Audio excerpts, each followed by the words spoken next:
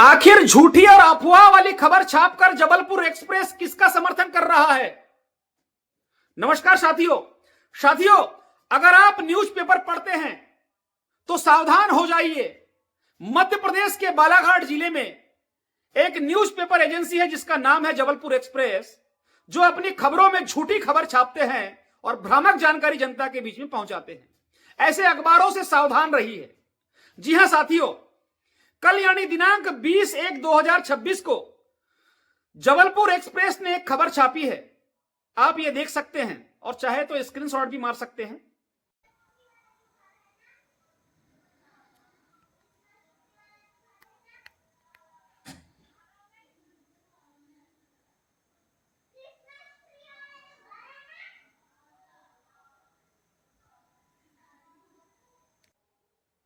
साथियों, यह जो खबर छपी है इसको मैं पढ़ के बताता हूं और इसकी हेडलाइन क्या दी गई ये बता रहा हूं।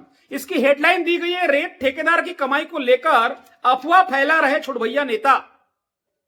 और इसमें जो मुख्य बिंदु इन्होंने बताया है, ये कह रहे हैं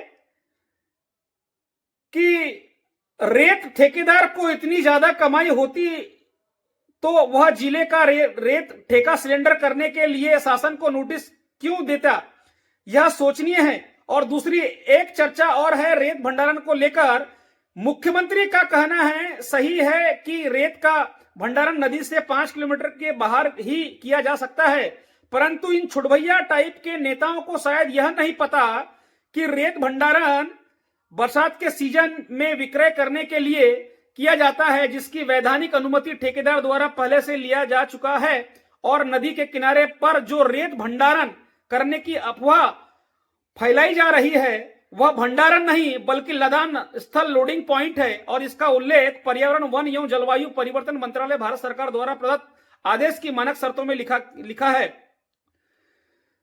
और ये कह रहे हैं कि छुटभैया ये कह रहे हैं कि अब सवाल यह उठता है कि ऐसे दिव्य ज्ञान इन छुटभैया नेताओं के टाइप के नेताओं के पास आता कहां से है।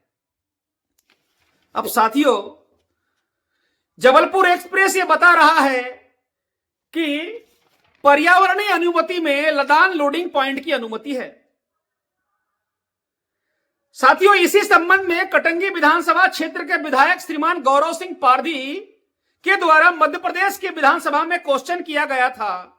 उसके जवाब में मध्य प्रदेश के खनिज मंत्री व मुख्यमंत्री मोहन यादव जी ने जवाब दिया है कि नदी के किनारे लोडिंग पॉइंट जैसी कोई अनुमति प्रदान नहीं की गई है। या तो मुख्यमंत्री मोहन यादव झूठ बोल रहे हैं या जबलपुर एक्सप्रेस झूठ बोल रहा है। मुझे लगता है जबलपुर एक्सप्रेस को मुख्यमंत्री से ज्यादा जानकारी होगी और मुख्यमंत्री से ज्यादा पावर जबलपुर एक्सप्रेस पास होगा, इसलिए जबलपुर एक्सप्रेस झूठी खबर छाप रहा है। साथियों, मुख्यमंत्री ने जो जवाब दिया है विधायक गौरव सिंह पारधी जी के सवाल का, वो एक आप देख सकते हैं, इसका स्क्रीनशॉट भी मार सकते हैं।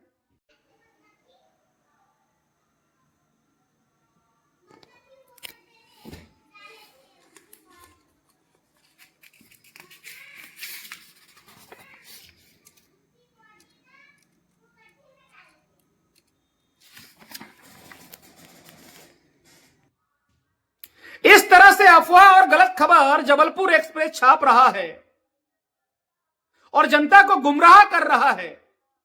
जब मुख्यमंत्री ने विधानसभा में जवाब दे दिया है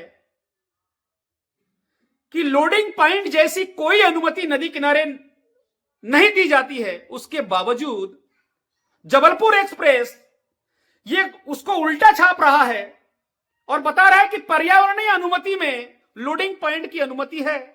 अगर है तो जबलपुर एक्सप्रेस ने अपने एक्सप्रेस में छापी क्यों नहीं उस बात को, उस पत्र को, पर्यावरणीय अनुमति को क्यों नहीं छापा? अगर ऐसा है तो खनिज के अधिकारी लिखकर यह स्पष्ट क्यों नहीं कर देते कलेक्टर की फेसबुक आईडी में, पीआरओ बालाघाट में,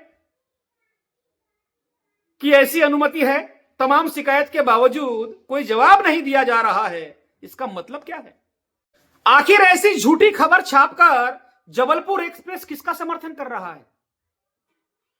अभी कुछ दिन पहले एक न्यूज़पेपर वाले ने गाड़ा बैल ने करोड़ों की रेत चोरी कर डाली, ऐसी खबर छाप दी। अरे कम से कम लोकतंत्र के चौथे स्तंभ का तो सम्मान करो। लोकतंत्र के चौथे स्तंभ को कलंकित तो मत करो झूठी खबर छापकर। पत्रकारों का काम होता है सच को दिखाना, झूठ परोसना नहीं।